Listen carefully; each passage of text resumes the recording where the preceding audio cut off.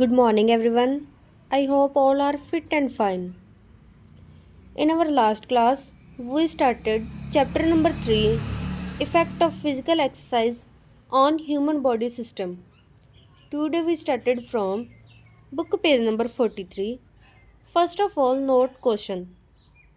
Explain the process of respiration. बेटा जैसे कि आपको बताया हुआ कि रेस्पिरेशन होता है ब्रीथ करना, सांस लेना। और जो रेस्पिरेशन का प्रोसेस है उसमें क्या होता है कि जो हमारी जो गैसेस है वो हमारी बॉडी में एक्सचेंज होती है। कौन सी gases? Gases like oxygen and carbon dioxide. ठीक है बेटा, इंटरचेंज होती है गैसेस। और बेटा इस प्रोसेस में रेस्पिरेटरी ऑर्गन्स इन्वॉल्व होते हैं। Organs like lungs, diaphragm, respiratory tract, nose, mouth, larynx, pharynx and trachea. और जो ऑक्सीजन है वो आपको पता ही है कि हमारी बॉडी का एक एसेंशियल पार्ट है जिस पर हमारी जो बॉडी है वो लाइफ है जो वो डिपेंड करती है। और बेटा एवरी सेल एंड टिश्यू के लिए एसेंशियल है क्या? ऑक्सीजन। हमारी बॉडी सेल एंड टिश्यूज़ के साथ बनी हुई है ना, तो उसके लिए क्या एसेंशियल है? ऑक्सीजन। और ऑक्सीजन एक ऐसा कंपोनेंट है जिस पर हमारी लाइफ डिपेंड करती है। और ऑक्सीजन से क्या होता है? आपको एक एनर्जी प्रोवाइड होती है जो नेसेसरी है फॉर लाइफ, जो हमारी ज़िंदगी के लिए नेसेसरी है।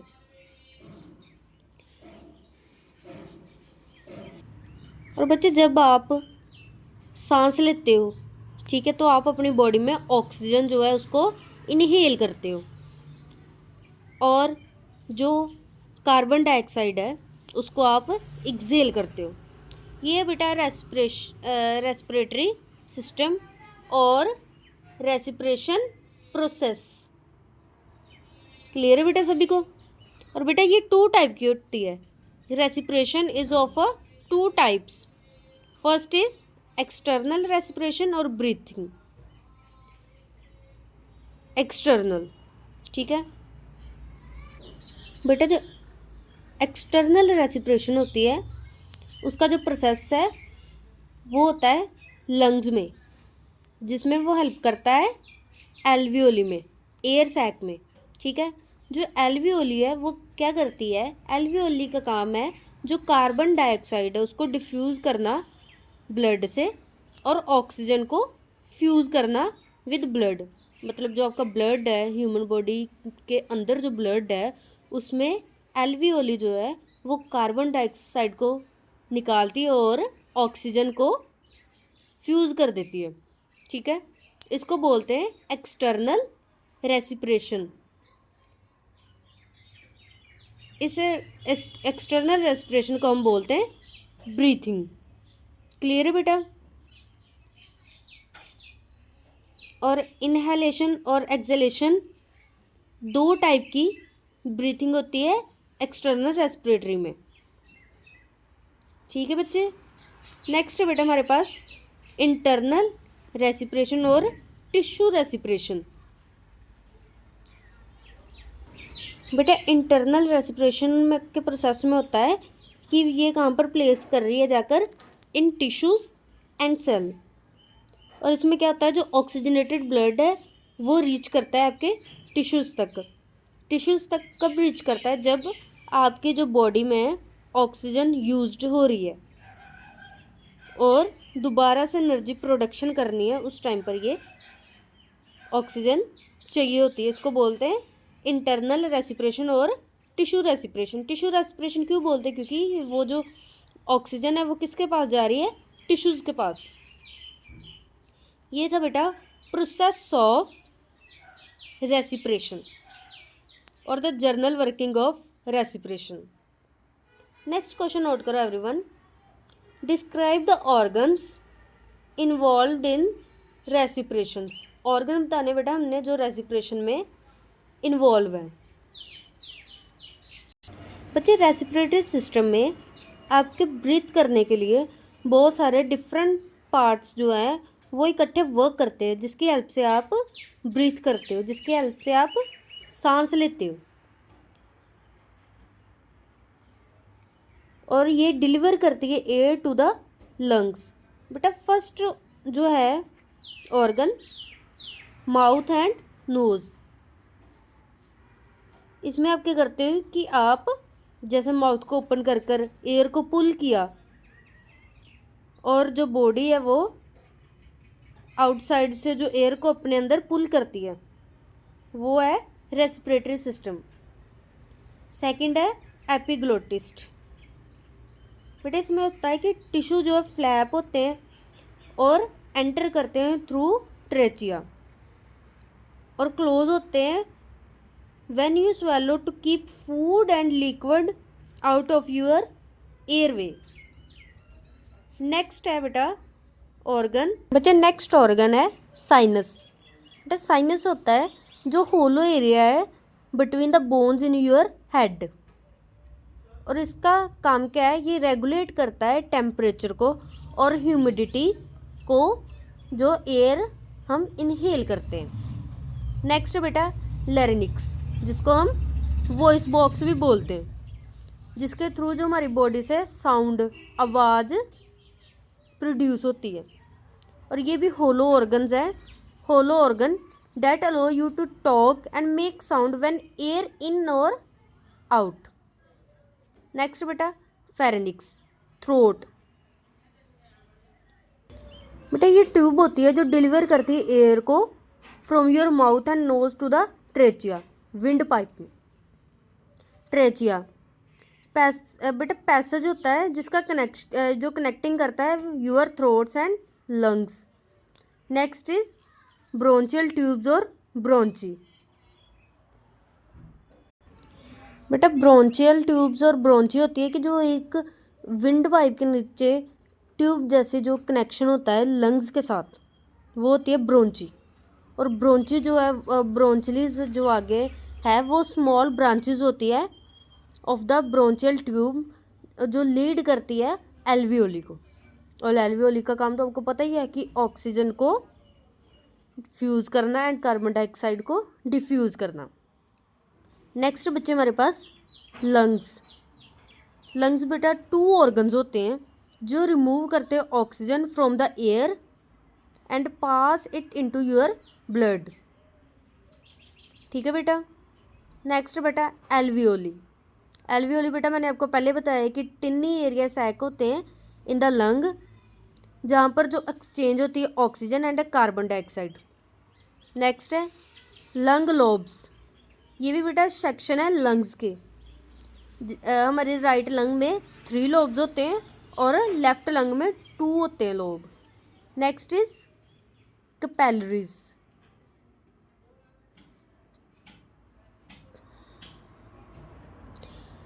बेटा ब्लड वेसल्स जो होती है in the alveoli walls that make oxygen and carbon dioxide. तो जब आप फिर ब्रीथ करते हो तो जो ब्लड कैरी होता है, ब्लड जो है कैरी करता है कार्बन डाइऑक्साइड को और अदर वेस्ट प्रोडक्ट को आउट करता है आपकी बॉडी से। नेक्स्ट बेटा डायाफ्राम।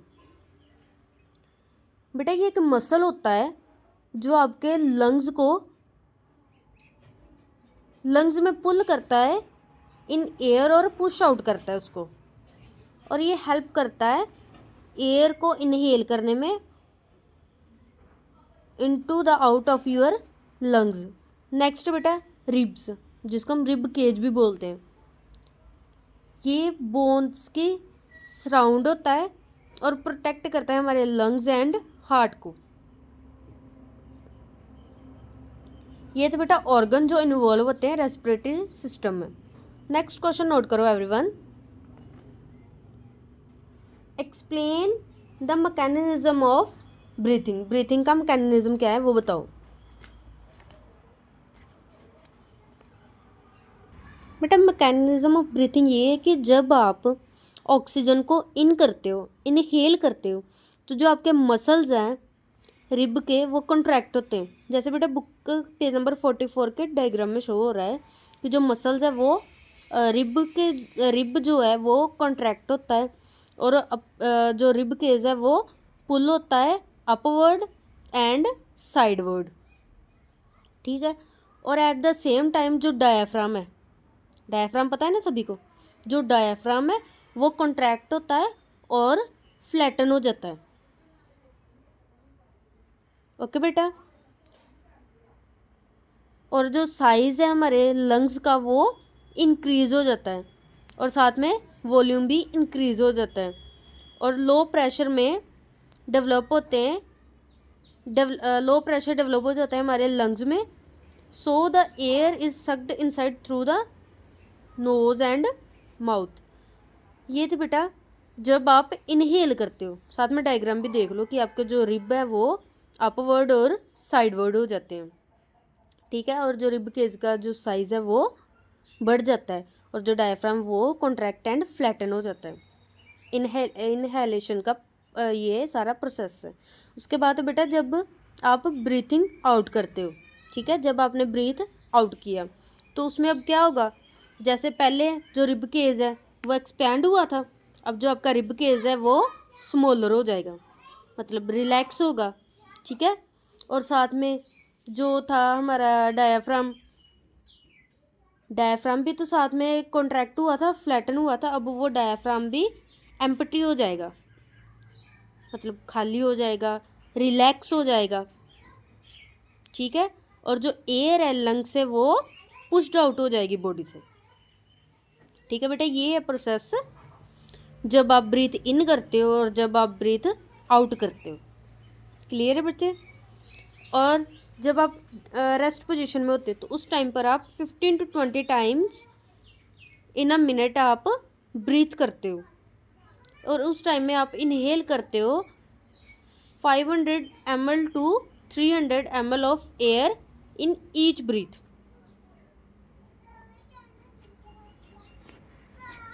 क्लियर है बेटा। और बेटा ये जो रेस्पिरेशन का रेस्पिरेटरी सिस्टम होता है ये हमेशा डिपेंड करता है आपकी एज फैक्टर पर और फिटनेस फैक्टर पर, कि आपकी फिटनेस कैसी है और आपकी एज कैसी है। ये था बेटा मैकेनिज्म ऑफ ब्रीथिंग। इसके साथ बेटा ब्रीथ रेट। बेटा नॉर्मल ब्रीथ कितना करते हैं हम, normal breathing rate is 15 to 20 beats per minute, और ये इंक्रीज़ भी हो सकती है ड्यूरिंग एक्सट्रीम एक्टिविटीज़, लाइक जब आप कोई वर्कआउट करते हो तब भी ब्रीथिंग रेट बढ़ सकता है, जब आप शौक में होते हो तब भी बढ़ सकता है, जब आप डर जाते हो उस टाइम पर भी। नेक्स्ट बेटा बुक पेज नंबर 45 पर टिडल वॉल्यूम। बेटा टिडल वॉल्यूम होता है कि normal amount of air exhale in single breath. आपने एक सिंगल ब्रीथ में कितने एयर ऑफ अमाउंट जो है उसको एक्सेल किया है, और ये अप्रोक्सीमेटली होता है 500 ml to 300 ml in a normal adult. Second है बेटा हमारे पास वाइटल कैपेसिटी। इसमें बेटा मैक्सिमम अमाउंट की हम बात करते हैं जो आपने एक डीप ब्रीथ में एक्सेल किया होता है, और ये कितना होता है, it may be from 3 to 5 litre of volume. Clear है बेटा मैकेनिज्म ऑफ ब्रीथिंग। ये साथ में हमारी 3 की टर्म्स है, breathing rate, tidal volume, vital capacity. Clear है बेटा। चलो नेक्स्ट क्वेश्चन नोट करो। नेक्स्ट क्वेश्चन है बेटा हमारे पास explain the functions of respiratory system. Respiratory system के क्या फंक्शन है। First is book page number 45 पर produce energy for body.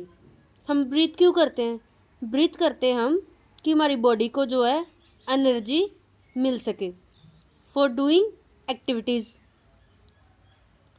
Through the process of internal respiration, और ये डिलीवर करती है oxygen to the cell in our body. Second है बेटा हमारे पास हेल्प्स इन ब्रीथिंग। सांस लेने में हेल्प करता है रेस्पिरेटरी सिस्टम,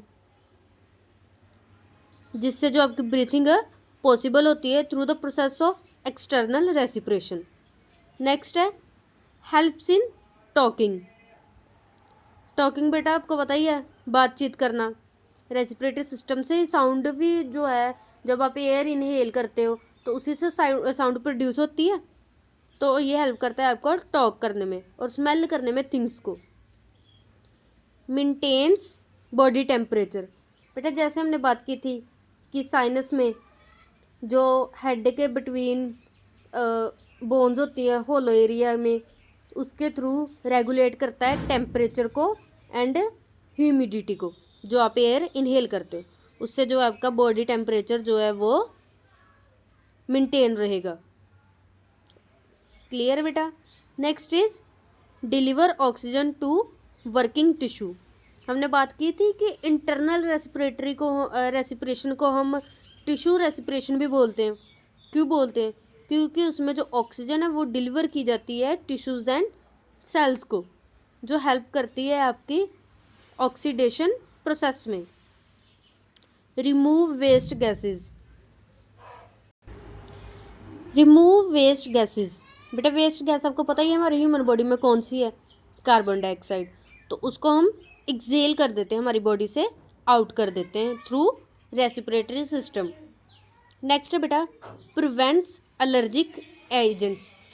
जब हम ऑक्सीजन को इनहेल करते हैं तो उससे पहले फिल्ट्रेशन प्रोसेस होता है। जब हमारी बॉडी में ऑक्सीजन के इनहेल होने के साथ साथ ये कि फिल्ट्रेशन प्रोसेस होता है, जिसके साथ जो डस्ट है, जो हार्मफुल सब्सटेंस है, जो एयर से आए होते हैं ना, उन सभी को प्रिवेंट करते हैं, जिससे आपको किसी टाइप की कोई एलर्जी नहीं होती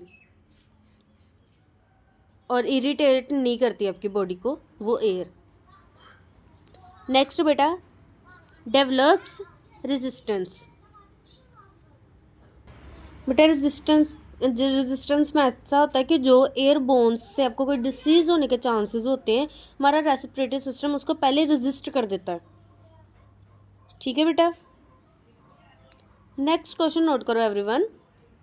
what are the effect of exercise over respiratory system?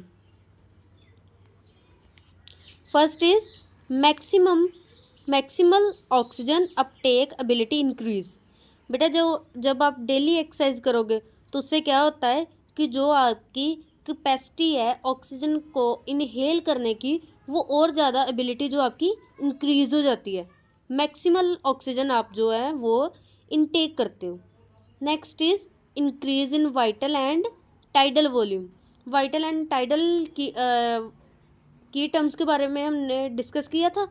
तो जब आप डेली बेसिस पर एक्सरसाइज करोगे तो उसके साथ ही वाइटल एंड टाइडल वॉल्यूम जो है वो भी इंक्रीज़ होगा।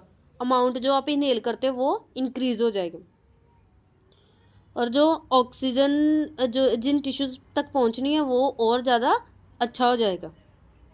नेक्स्ट बेटा faster removal of carbon dioxide and waste. आपकी जो बॉडी में पहले से प्रेजेंट है कार्बन डाइऑक्साइड और जो वेस्टेज है उसको जो है रिमूव करने की जो एबिलिटी है वो और ज़्यादा पहले से फास्ट हो जाती है इन द कंपैरिजन ऑफ जो एक्सरसाइज नहीं करते उनके कंपैरिजन में आपकी जो है एबिलिटी है वो रिमूव करने की कार्बन डाइऑक्साइड को और वेस्टेज को वो बढ़ जाएगी। Next is hydro balance in body.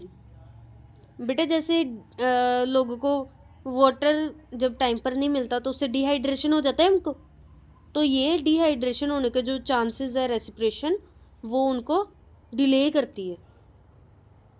Next is respiratory rate increase. जो रेस्पिरेटरी रेट है, जो आपका सांस लेने की जो ब्रीथिंग पावर है उसको इंक्रीज करती है। Next is rate of exchange of gas increase. Regular exercise करने से बेटा rate of exchange of gas जो है वो लंग्स में उसकी जो कैपेसिटी है वो बढ़ जाती है। नेक्स्ट बेटा increase in a number of alveoli and a pulmonary diffusion. बेटा इसके थ्रू जो एल्वियोली है जो आपके ब्लड को प्योरीफाई करती है, प्योरीफाई इन द सेंस कि जैसे कार्बन डाइऑक्साइड को डिफ्यूज़ कर दिया और ऑक्सीजन को फ्यूज़ कर दिया, उसकी जो है पावर जो है जो उसकी कैपेबिलिटी है वो इंक्रीज हो जाती है। इंक्रीज्ड लंग वॉल्यूम, बेटा जब आप लॉन्ग ड्यूरेशन में कोई एक्सरसाइज करते हो तो उससे इंक्रीज होती है capacity and the volume of lungs.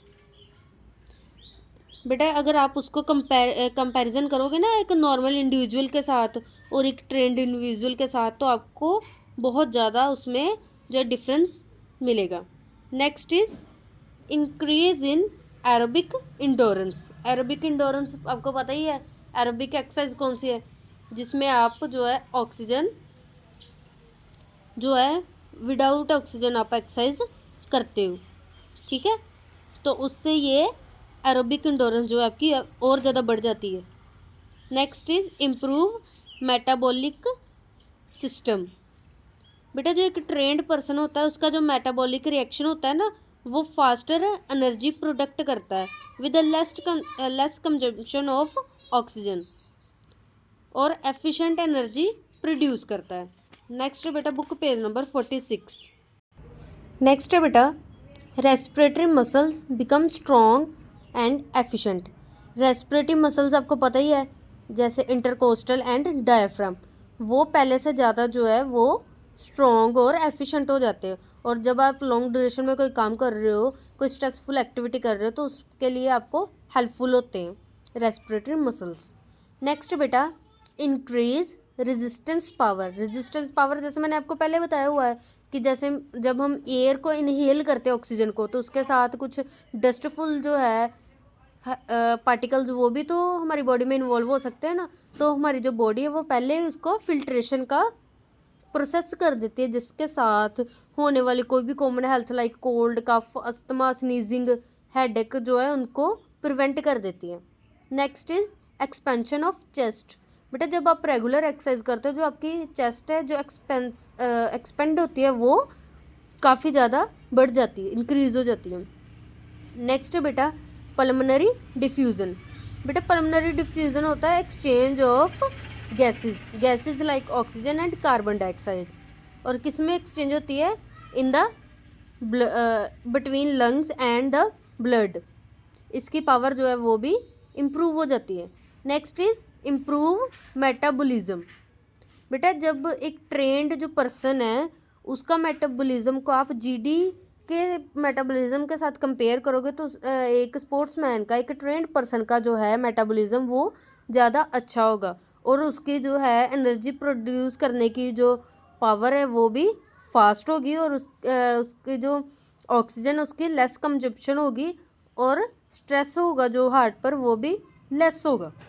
Clear है बेटा? ये थे effect of exercise on respiratory system. बेटा होमवर्क नोट डाउन कीजिए सभी। Chapter number 3 effect of exercise on human body system. Question number 1 explain the process of respiration. Question number 2 describe the organs involved in respiration. Question number 3 explain the mechanism of breathing.